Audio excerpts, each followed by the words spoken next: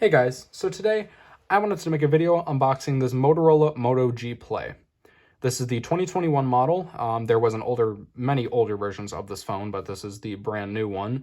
I bought this phone on Black Friday, and it is actually the same night I recorded that video. It is 10:32 on Friday, November 26th, Black Friday. I got this phone for $39 on Black Friday deals. It originally retails for $79 to $89, depending on where you look. Target, at least my Target, it was retailing for $89. So frankly, I got a pretty good deal on this phone. So I'm happy, and I haven't gotten a new phone in a while because Target bins have been dry lately, and I haven't had time to buy a phone or money to buy a phone. But yeah, so I finally have content on a phone to upload. So yeah, I'm going to be unboxing this today, giving an overview on it. And yeah, let's just get straight into it. Well, before that, actually, I do want to say I didn't check my Target bin. I completely forgot about it, completely crossed my mind. I was kind of focused on getting out of Target because they were closing in 30 minutes. But nonetheless, I did get this phone. I will be going back to my Target at some point, and I'll look in the bin. But anyway, this is a AT&T prepaid device. That's just what they had available. This phone sells on other carriers too. I just got it on AT&T prepaid because that was the carrier this one was. So yeah, it just shows some specifications on the box along with a picture of the phone. This has a 6.5-inch HD Plus Max Vision display, dual 13 megapixel plus a 2 megapixel rear cameras with flash, 5 megapixel selfie camera, 32 gigabytes internal memory. That's not bad for $89, honestly. Could have been 64, but that's fine. I've seen some phones that retail for this with 16 gigs, so that's honestly not terrible. And it does it on an SD card slot, expandable up to 512 gigabytes, so that's honestly not terrible. It does have a massive battery, 500 milliamp hours, or 5,000 milliamp hours. Has a fingerprint reader. I did not realize this until now. I didn't even look at the box really until now, so that's honestly really cool. Comes with Android 10, which is funny because my Moto Z3 Play was supposed to get Android 10 and it never did, but here's this phone with it. But anyway, so let's just open the box right here, and it just shows the same exact specifications on the phone and just some information about AT&T prepaid. So yeah, just get it out of the box. So there's a pull tab here. Kind of satisfying, and they never take off these stupid protective clips, and it always makes me have to ruin the box, which sucks because I like to keep these boxes, but oh well. Let's rip that part off. And let's pull this flap back and pull out the inner contents. I believe this phone also comes with a fast charger. I could be wrong, but for some reason I remember it did come with a fast charger. So anyways, let's just take off that lid. And here's the phone displaying itself first with a little pull tab. Just going to set that aside for a minute and get into more of the box. So starting off, we just have paperwork, activate your service.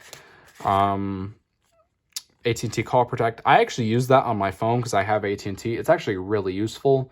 If you have AT&T, I would highly suggest looking into that more because it saved me from a lot of annoying calls. And it's just quick start guide on the phone. Oh, comes with a little SIM card tool. I want to get that out.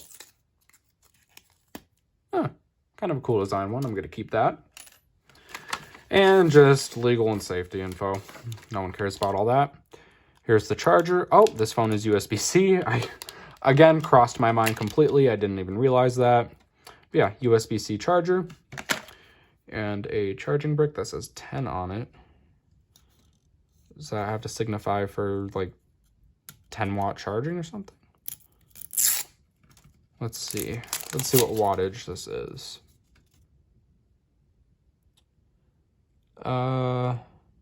5-volt 2-amp. That's just a standard charger, but I don't really know why it says 10 on it. It's kind of cool, I guess, but it just shows Motorola. Maybe for like a 10-year anniversary. No, that's impossible because Motorola's been out since like the 80s. But yeah, I don't know. It's just a standard USB-C cable. Let's see how long it is. It's pretty much the same length as like a standard iPhone cable. It's like three feet long. Not terrible, not great. So I'm just going to put that in my drawer. I'm going to move all of this box stuff aside.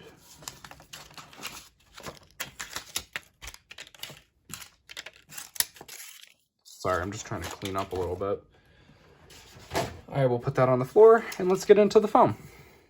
So here it is. It just shows the same exact specifications on the box. Performance Plus 32 gigabyte. I don't know what that's supposed to mean. So let me take off the sticker.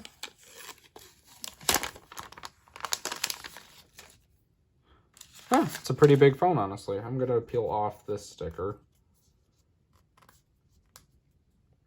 What is this, like the 8th generation of the Moto G? Maybe the 7th gen? I believe it's the 8th gen. Yeah, it must be the 8th gen. But here's the back. It has a nice, like, gradient design. It starts with a light gray, goes to a dark gray, almost black. Here's the dual cameras, little AT&T logo down there, and the fingerprint scanner with the Motorola logo in the middle. I always like that. It just looks kind of nice. So I am going to wipe off the screen. So as said before, this is a 6.5-inch screen, which is pretty big, honestly. That's bigger than my phone. But yeah, I really like the design. I really like the size. This is actually very reminiscent of the Moto E7. Just like the design and the screen looks almost identical, along with the bottom. But I'm pretty sure that phone actually has micro USB, oddly enough. But yeah, so looking around the phone, up here we have a headphone jack, along with a microphone. On this side we have our SIM card tray. I'll just pop that out, because if there's a SIM card in it, I want to take that out, because it's just a non-activated SIM card. There's no point keeping it in there. So yeah, the SIM card tray has a SIM card slot, along with a micro USB, or SD card slot. So I'll just put that back in. At the bottom, we have another microphone, a USB-C charging port, and the speaker. On this side, we have the power button, volume down, volume up. Pretty standard design. This has been a standard design for Motorola in a while, like the layout of things. So let's power it on. Oh, I like that boot animation, like the boot screen. That actually looks really cool. So we're just going to let it boot up.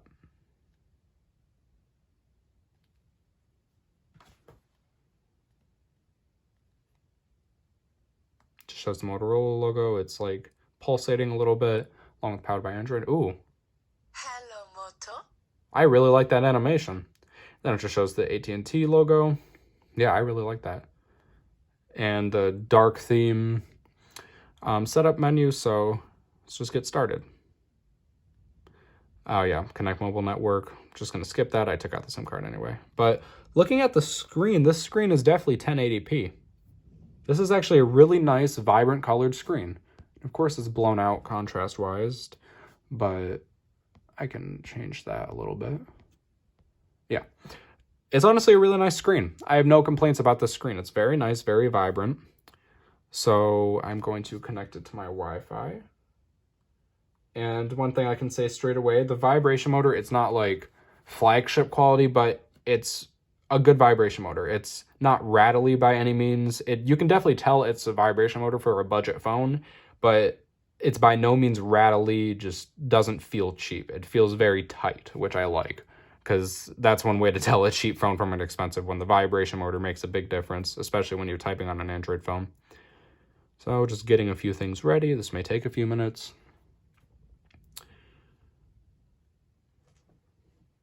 And the bezels on the screen are not the smallest, but I kind of like that. Like these full screen displays, I like a little bit of bezel, because like say I'm using it or something and like I'm reaching over and my hand touches the screen, that gets really annoying. So I actually like the fact there is a little bit of a bezel, and surprisingly enough, the little teardrop is not big at all. Honestly, I've seen and it would have expected it to be bigger. That's actually not intrusive. You might not be able to tell on camera, but it's a lot smaller than other ones I've noticed. Like my OnePlus 6T, let me grab that.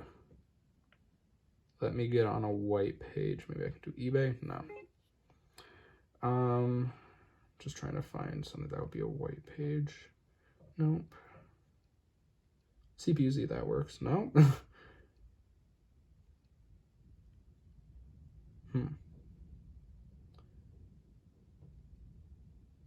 Well, you can kind of see it on this wallpaper. Maybe you can't.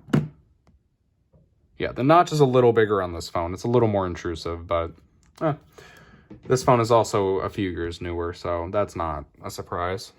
So copy apps and data. No, I'm going to skip that because I'm going to set this phone up and then shut it off and then go to sleep because it's 10:30 at night and I have to work at 1 tomorrow. But I thought I'd just set it up and give you a little overview. I'm going to sign in with my Google account off camera. But so far, just using this phone a little bit, it's very snappy. I really like this. If I had to guess, it's probably going to be a Snapdragon 400 series, or 400 series processor, which honestly, they're not bad, especially now. They're a lot more powerful than they used to be. And I've never really had an issue with those processors. It's the Snapdragon like 200 series you got to worry about. The 400 series is very much usable. So it's asking me about backup and sync. No, don't want to do that. Agree.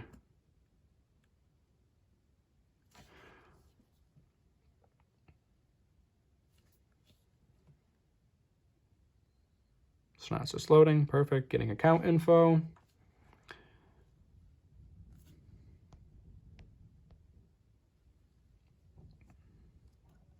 The setup process is pretty much the standard Android setup. Nothing different about it. Okay, so now it's asking me about a screen lock. So I'm going to do a pattern because I do this on all of my phones. I'm going to add that pattern. Perfect. And let's set up the fingerprint scanner.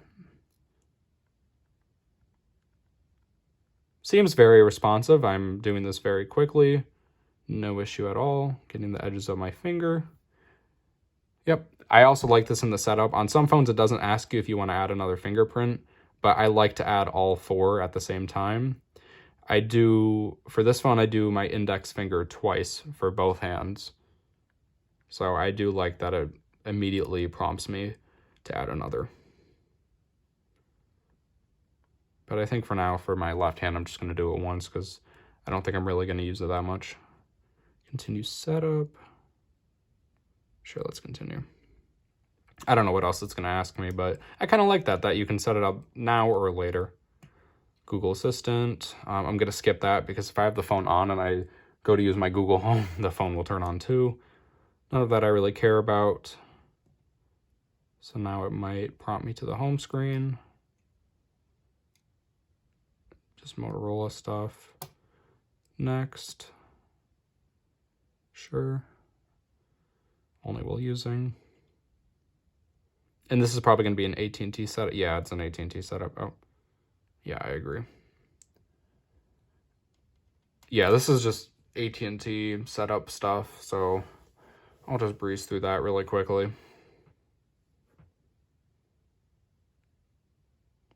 Yeah, again, the screen, this is honestly a really nice screen. Yeah, I have no issues with the screen. It's pretty similar to my iPhone 11 screen, which is frankly a good screen. So I'm just going to skip that because this doesn't matter to me. Yes, I would like to use Android navigation.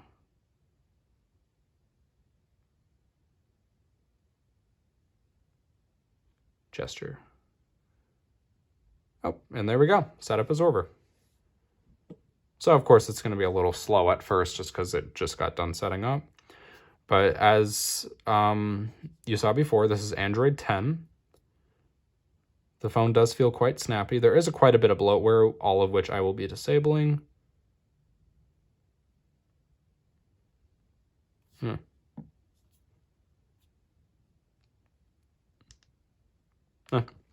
Had a little seizure for a second. There we go. Yeah, again, I just got done setting up this phone. It's downloading a bunch of stuff, so it's going to take a minute to respond to stuff. But it feels pretty snappy. I have no issues with the speeds of this phone. Apps open quickly. Let's go into a little more information about the phone. It runs Android 10. Adaptive performance. Oh, that's actually kind of cool. It basically improves RAM efficiency, helping apps open quicker and stuff like that. Cool. I want to see, is there a place I can view hardware information? There we go. So yeah, it's a 32 gigabyte phone. 3 gigs of RAM, 720p to screen. Huh. You know, for a 720p screen, this actually looks very good. It's a very vibrant and nice display. Yeah, I have no issues with this screen at all, and I'm actually very surprised it's 720p, because I have seen 720p screens look terrible, and this one actually looks really nice. Like, I don't know if you can tell, but those are some great colors.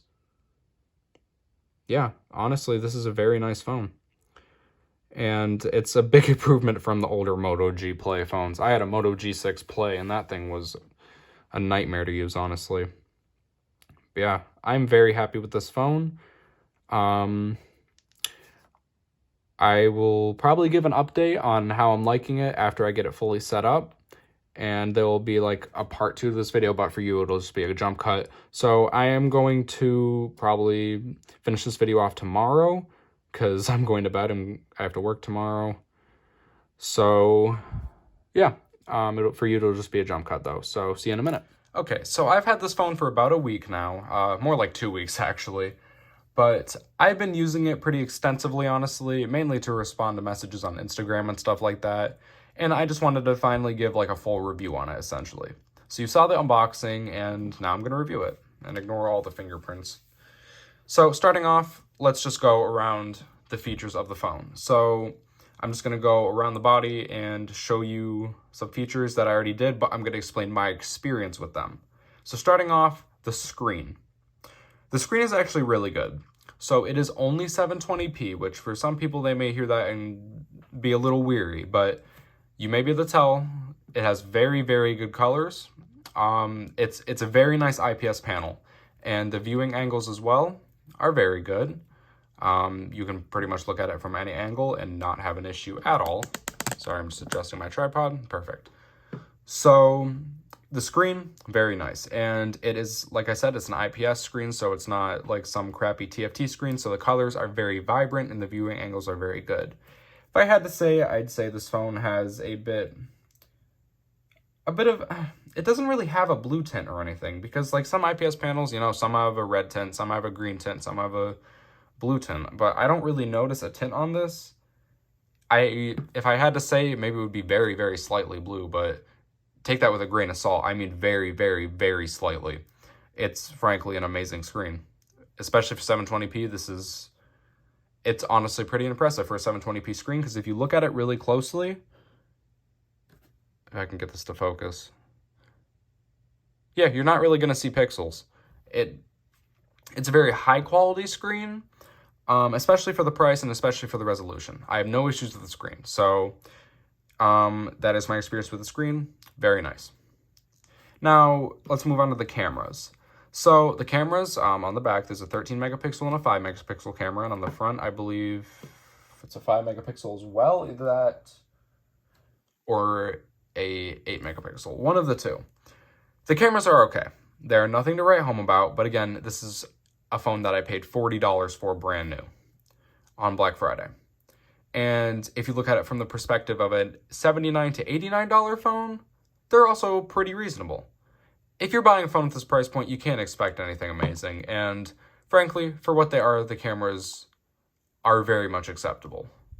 So I'll just show you a little bit. See, it's a little grainy, but it is also rather dark in my room. Like, I'm recording this on my iPhone 13 Pro. So it obviously has a much better camera, but my room is actually rather dark right now. So the camera does struggle a little bit. It's definitely not the smoothest, but in good lighting conditions, you can get a pretty good shot out of it. The selfie camera is actually smoother than the front camera, or the rear camera, which is funny to me. So the front camera is decent. It has worse quality than the back camera, don't get me wrong, and also doesn't do very well in lighting conditions. But again, for a $79 to $89 phone, it has reasonable cameras. I have no issue with the cameras. I don't think they're appalling, and you'd expect them on a $20 phone. They're reasonable. I've seen a lot worse cameras from new phones as well. That Nokia I unboxed a while ago, that had a pretty crappy camera, and this is better than it. So the cameras, I'd say they're pretty reasonable, along with the flash. The flash is actually very bright, and as a flashlight, it's pretty good. Didn't mean to blind you there. So And moving on, let's go to the speakers. The speakers, it's just it's just a bottom-facing one. It's nothing amazing. It's nothing to write home about. It's a speaker. I've heard a lot worse as well. At least it's not on the back or something. I know Motorola did used to do them in the earpiece. I don't know why they stopped doing that, but instead you have a bottom-facing speaker. And reasonable sound quality, it's really not that bad. I've heard a lot worse speakers, and since it is facing the bottom and not the back, it's going to sound a lot better because the sound is going to be somewhat in your direction, especially if you're holding the phone like this. So it's really not that bad. And it does have USB-C. Charging speeds wise, it does support fast charging, which I found out because I have a fast charger that I used with it. And it charged, I want to say, around the same speed as like a Galaxy S8 Plus. The only reason I'm saying that is because I used a main one, and this has very similar charging speeds. And that's another thing, the battery. The battery is 5,000 milliamp hours. That can get most people who don't really use their phone heavily, probably like 2 days of usage. 1.5 if you do use it moderately, and probably a day if you use it heavily. The battery life on this phone is very good. I don't think anyone would be able to complain about the battery life on this phone, especially with just such a large capacity like that, running on an IPS low resolution screen. And that brings me to another point. There is a surprise about this phone which I did not expect, and it's the processor. I said I thought it was going to be a Snapdragon 400 series, but actually it's Snapdragon 665. And if you know anything about how Snapdragon advertises their CPUs, ranking-wise, the 600 series processors are the mid-range processors. These are processors you could expect on like a $400 phone, $500 phone, even a $600 phone. This processor is actually similar to the one in a Moto Z3 Play, which was like a $600 phone when it was new. And it's also a processor that's a year older or so than the one that you could find in the, I believe it's the first generation Moto Razr, the folding phone. It's actually a very similar processor to that when I looked into it more. So it's rather impressive you're seeing this on a $70 to $80 phone. Sure, it may be underclocked a bit. It definitely is underclocked a bit. But that's still very impressive for a phone this cheap. And it is an octa-core processor. Now, if I did have to say personally, there is one gripe about this phone, and it's the storage. 32 gigabytes is just not enough for most people these days. It used to be very good, but it's just slowly over time. Apps are getting bigger, and that storage capacity is getting less and less viable. Now, lighter users, you would probably be fine. If you back all your photos and stuff up to Google Photos, if you are taking photos on this, you would probably be okay. But for heavy users like the way I am, like I don't have that many apps on here, and I've already used almost half of the storage. 65% is remaining. And bloatware does take up quite a bit. I did disable the bloatware, but even then, the system itself takes up, 15 gigabytes of storage? That's a lot. So you really have 17 gigabytes to play with in total. And that's really not that much, especially in 2021. But with that being said, for people who are just buying this as a budget phone, I'm sure that would be perfectly okay. And for this price range, it's rather expected to find storage capacities like that. The RAM at 3 gigabytes, perfectly fine. Really no issues with that. I've used it quite a bit. I've done multitasking with it. Haven't had an issue. It's not like I'm opening like 5 apps or 6 apps at the same time, but like I'll do like 2 or 3 at the same time, and it keeps all of them open. So I have nothing to complain about there. And that's really the moral of the story. I don't have much to complain about this phone. This is a very, very, very compelling budget phone that I think people should look into. If you are looking for a phone around $70 or $80, hey, maybe you could even find it on clearance for cheaper. If you have AT&T and you're looking for a cheap phone, this is definitely something I would recommend, and I definitely think it's something you should consider. Sure, you could get something better on the used market, but it's used. This is brand new. And frankly, I would give this phone an 8 out of 10 for price to performance to quality and stuff like that. Sure, the build may be plastic, but again, $60 or $79 to $89 phone. You really can't complain at this price point. And This is definitely a phone I would recommend to people, like I said before.